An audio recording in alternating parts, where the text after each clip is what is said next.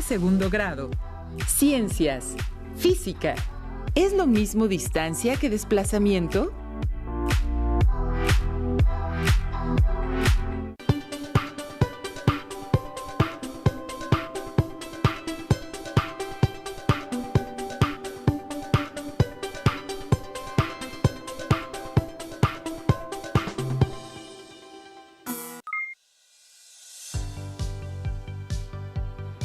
Bienvenidas y bienvenidos alumnas y alumnos de segundo grado. Estamos en regreso a clases de la asignatura Ciencias correspondiente a Física. En este nuevo ciclo escolar 2020-2021 que comenzamos desde casa para seguir cuidándonos y así evitar contagiarnos de COVID-19. En esta sesión nos acompaña la maestra Cindy. Maestra, bienvenida y gracias por acompañarnos. Muchas gracias, Enrique. Me alegra estar con ustedes para seguir hablando de qué es el movimiento, la definición de trayectoria y marco de referencia. En esta ocasión vamos a definir dos elementos básicos del movimiento, la distancia y el desplazamiento. Maestra, ¿qué le parece si vemos el siguiente video para recordar lo aprendido en la sesión anterior? Claro, corre video.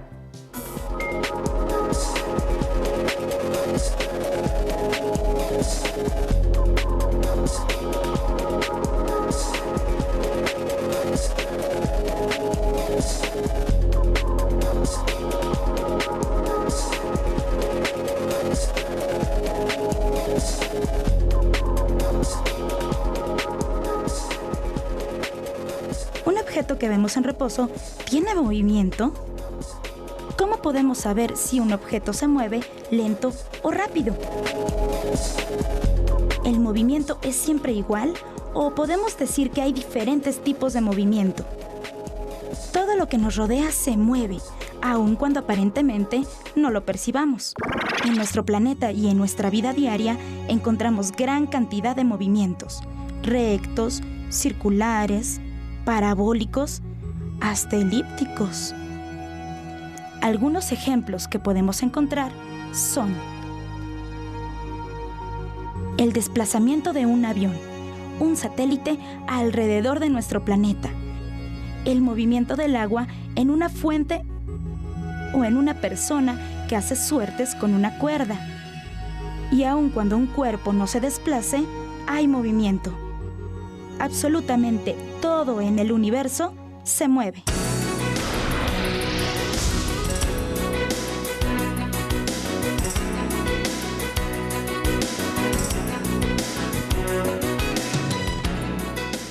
¿Sabías que, a partir de la observación del movimiento del Sol, los aztecas crearon un calendario con el que organizaban sus actividades sociales y religiosas? La civilización azteca, al igual que otras culturas de nuestro país, dieron una gran importancia a todos los fenómenos naturales que observaban, y uno de ellos fue el aparente movimiento del Sol y otros astros. Esta observación fue motivo de uno de los sistemas más importantes, el calendario azteca, o piedra del Sol. En él representaron el tiempo en días, los puntos cardinales, las estaciones del año y la forma en que debían llevar a cabo diversas labores importantes para toda la comunidad.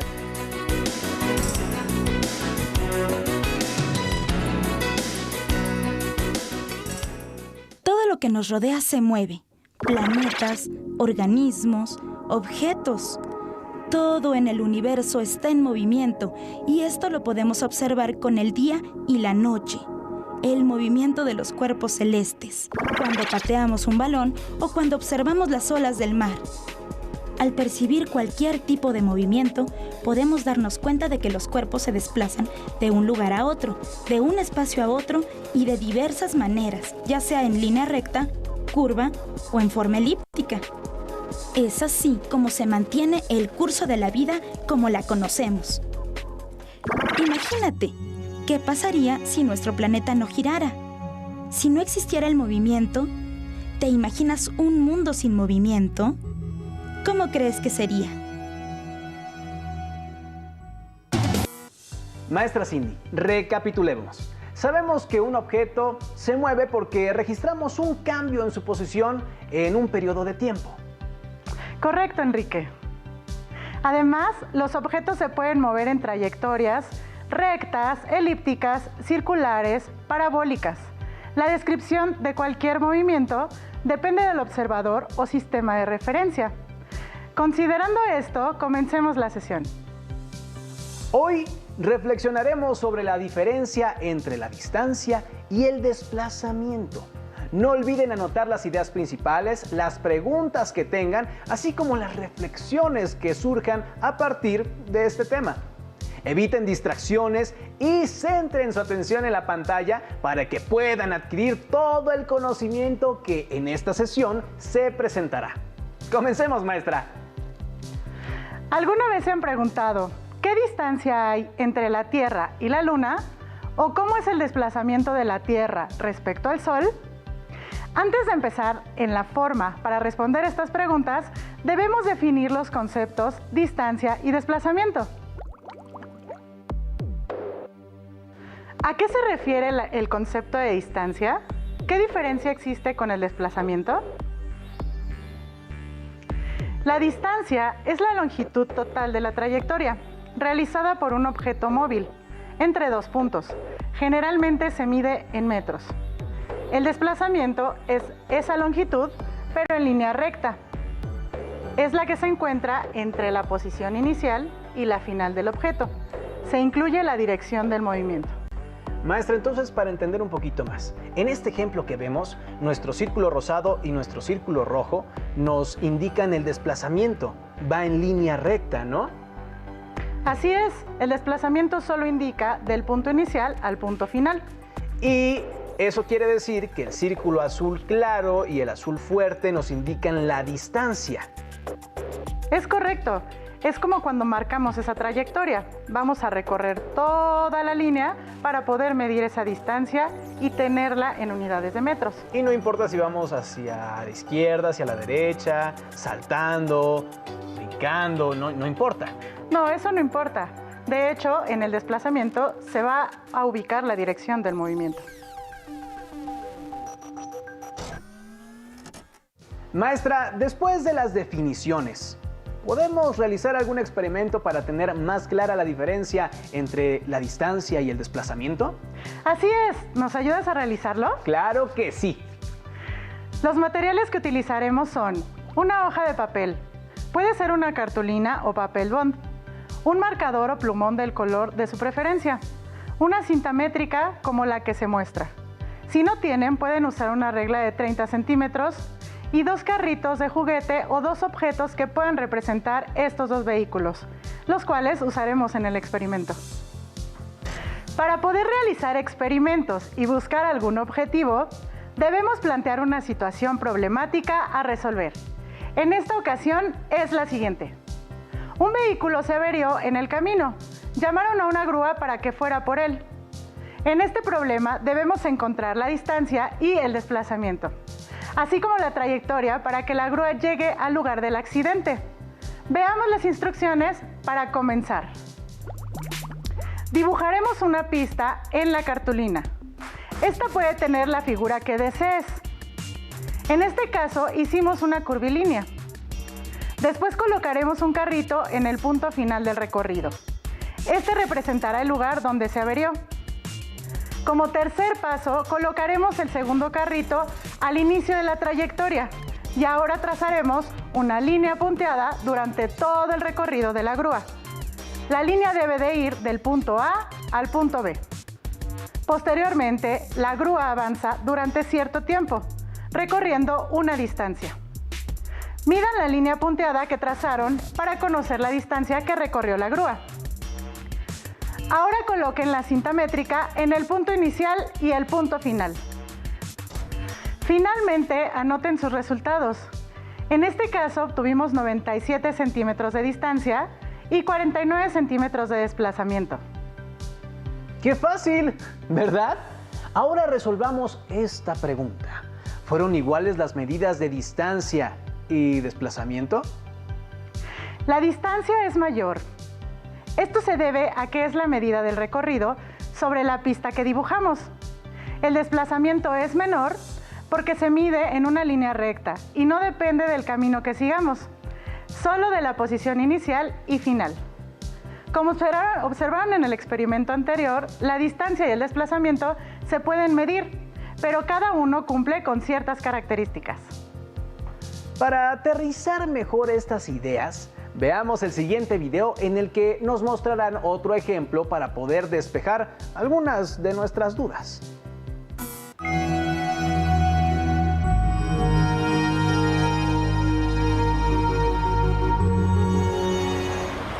El movimiento está presente en la naturaleza, en los seres vivos y en numerosos objetos creados por el ser humano. Nuestro propio cuerpo, por fuera y por dentro, también se mueve. Algunos movimientos los podemos observar, pero existen otros que suceden sin que nos demos cuenta, como ocurre con el movimiento de rotación de la Tierra.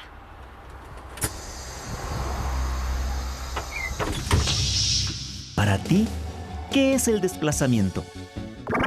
Moverme de un lugar a otro. Un movimiento. Es el movimiento que tiene algo o alguien. Cuando un objeto se mueve de un lugar a otro. ¿Sabes qué es una trayectoria? El camino que sigue un objeto hacia un lugar.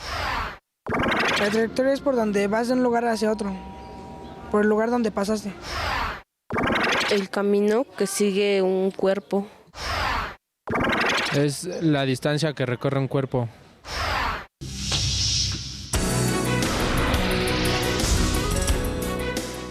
¿Sabías que nuestro planeta viaja a una velocidad de casi 30 kilómetros por segundo en una trayectoria elíptica alrededor del Sol?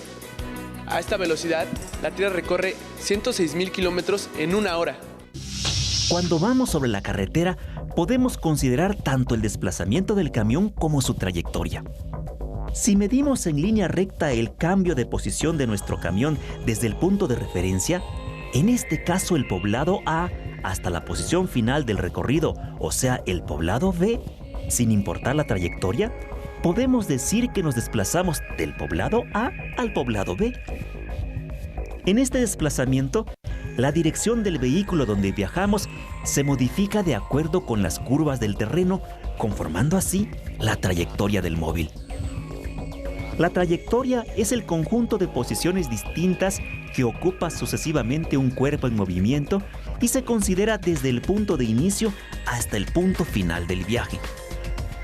En la línea punteada podemos observar que la longitud de la trayectoria es mayor que el desplazamiento. Hay diferentes tipos de movimiento que por su trayectoria se pueden clasificar en rectilíneo y curvilíneo. Y dentro de esta última, circular, parabólico, elíptico y ondulatorio. La rapidez y la velocidad son magnitudes esenciales para describir el movimiento. La rapidez es una magnitud física que mide la distancia recorrida en determinado tiempo. Por su parte, la velocidad es una magnitud que proporciona a la vez la rapidez, la dirección y el sentido de un movimiento. Ambas se calculan dividiendo la distancia entre el tiempo mediante la siguiente expresión. Pero en el caso de la velocidad, también se indica la dirección del desplazamiento. Para medir la rapidez que tiene un balón de fútbol, necesitamos saber la distancia que recorre en un tiempo determinado y cuál es la dirección de este movimiento. Si este balón recorre 15 metros y tarda 3 segundos en llegar desde el pie del jugador hasta la portería, entonces quiere decir que el balón se mueve a 5 metros por segundo.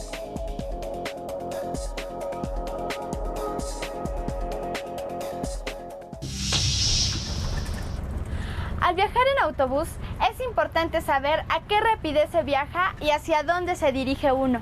En este caso, vamos a recorrer 160 kilómetros y el chofer nos ha indicado que llegaremos más o menos en 2 horas. Nos da tiempo de calcular a qué velocidad vamos. Si dividimos 160 kilómetros entre 2 horas, sabemos que la rapidez que lleva el autobús es de 80 kilómetros por hora. Ahora que ya conocen más sobre la distancia y el desplazamiento, los invitamos a leer y a contestar la siguiente actividad. Leamos un dato interesante.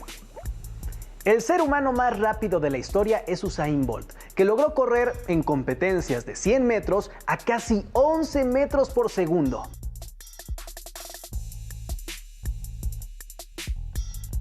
El animal terrestre más rápido que existe es el guepardo o chita, un felino que puede correr a más de 30 metros por segundo.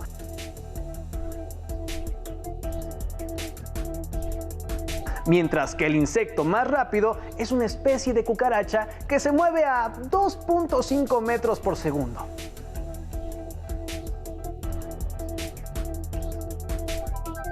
Piensa, ¿cómo sería la trayectoria en cada ejemplo de movimiento? Los retamos a resolver estas preguntas. Si pudieran viajar a la Luna, ¿qué concepto define el punto de salida y el punto de llegada? ¿Distancia o desplazamiento? ¿Consideran que es fácil medir con una cinta métrica la distancia que recorrerían? En un viaje por carretera, los señalamientos que se ven en el camino indican cierto kilometraje. Nos están indicando la distancia que nos falta por recorrer o el desplazamiento que tendremos. El maratón es la única carrera a pie del programa de atletismo en los Juegos Olímpicos, que se realiza en ruta, aunque a menudo finaliza con una vuelta a la pista. Desde las Olimpiadas de París en 1924, se estableció que la carrera sería de 42.195 metros. Pregunta capciosa. Si la meta del maratón es en el mismo punto donde arrancó la carrera, ¿qué distancia y qué desplazamiento tuvieron los corredores? Maestra Cindy, ahora sí me dejó pensando. Te sugerimos anotar todas las respuestas, dudas e ideas para poder consultarlas en tu libro de texto. Ahora veamos el siguiente video en el que nos mostrarán la importancia de tener clara la diferencia entre distancia y desplazamiento y algunos ejemplos de aplicaciones de estos conceptos. La corteza de la Tierra está conformada por las placas tectónicas en movimiento que a lo largo de la historia de nuestro planeta han dado forma a los continentes y a la mayoría de los relieves geográficos.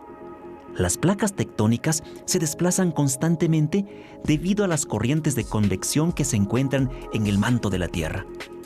Normalmente, estos movimientos son lentos e imperceptibles. Sin embargo, cuando una de las placas se mueve y choca bruscamente contra la otra, libera energía en forma de ondas, tanto longitudinales como transversales, que viajan por el manto de la Tierra hasta la corteza. Precisamente esas ondas son lo que sentimos y llamamos sismos. Las ondas longitudinales provocan temblores oscilatorios en los que el movimiento es lateral o de un lado hacia otro. Por el contrario, las ondas transversales provocan movimientos verticales. Estos temblores son llamados trepidatorios.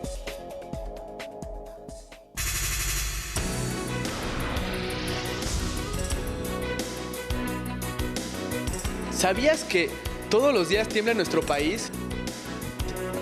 De acuerdo con el Servicio Sismológico Nacional, pueden registrarse más de 400 sismos mayores a 3.5 grados de magnitud en 6 meses.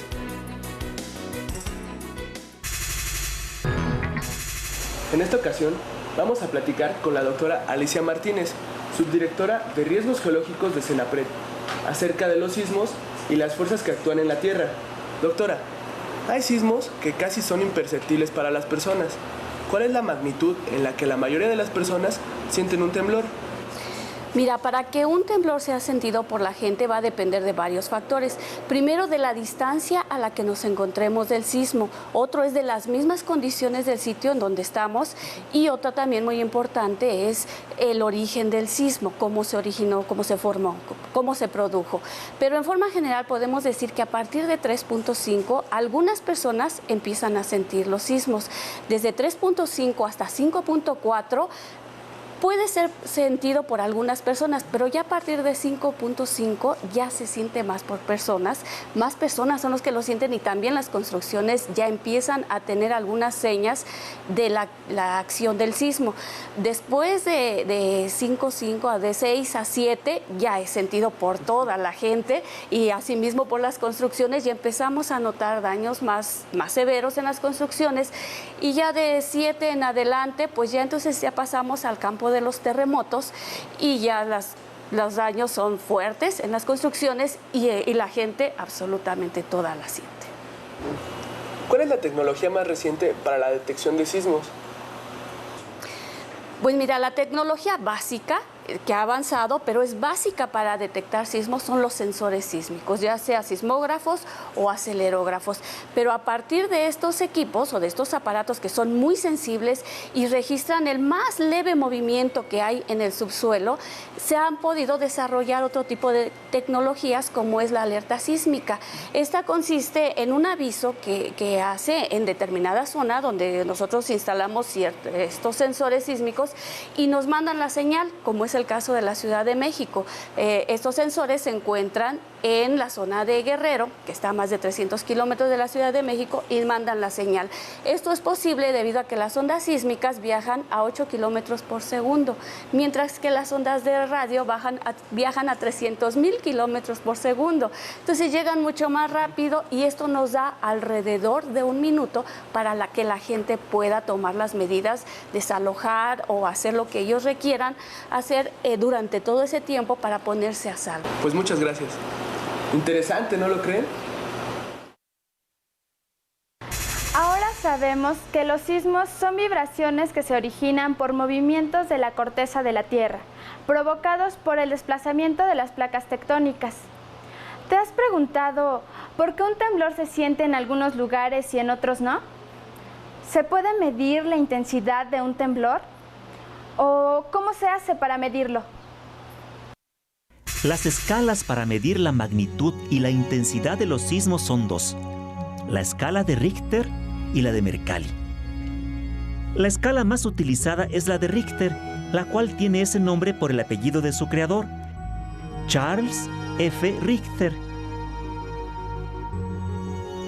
Esta escala mide la magnitud del terremoto, que consiste en la medida de energía liberada en forma de ondas sísmicas y consta de 9 grados, que crecen de forma potencial. Por ejemplo, un terremoto magnitud 4 no significa que sea el doble de un terremoto de magnitud 2, sino 100 veces mayor.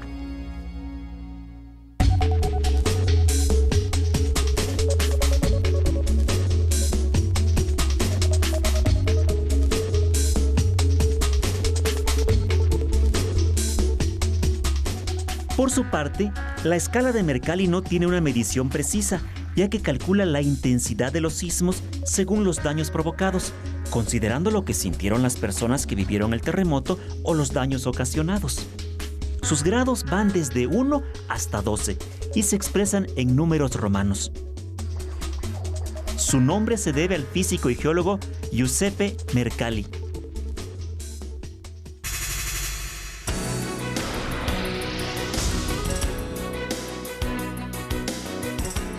¿Sabías que los sismos se miden desde hace 15 siglos?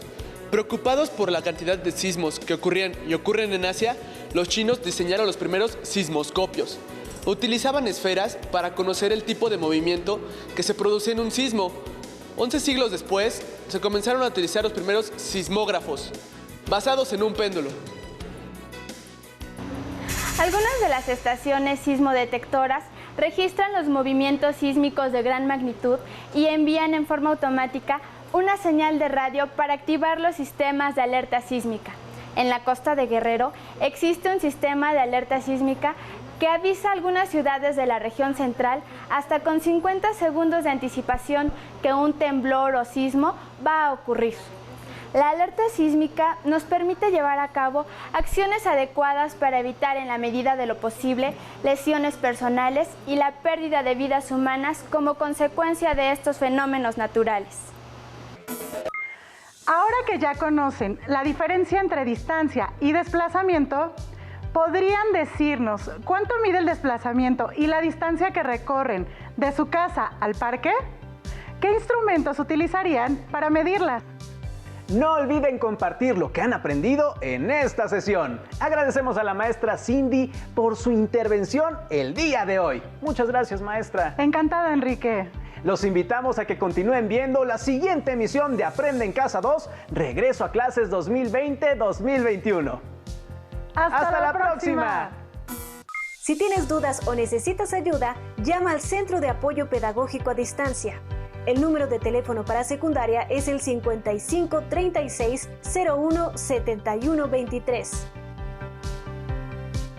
Si requieres consultar los libros de texto en versión digital, recuerda que los puedes encontrar en la página conalitec.cep.gov.mx. Y recuerda que también cuentas con el sitio aprendeencasa.cep.gov.mx, en donde podrás ver nuevamente los videos de los programas y además encontrarás actividades para fortalecer tus aprendizajes.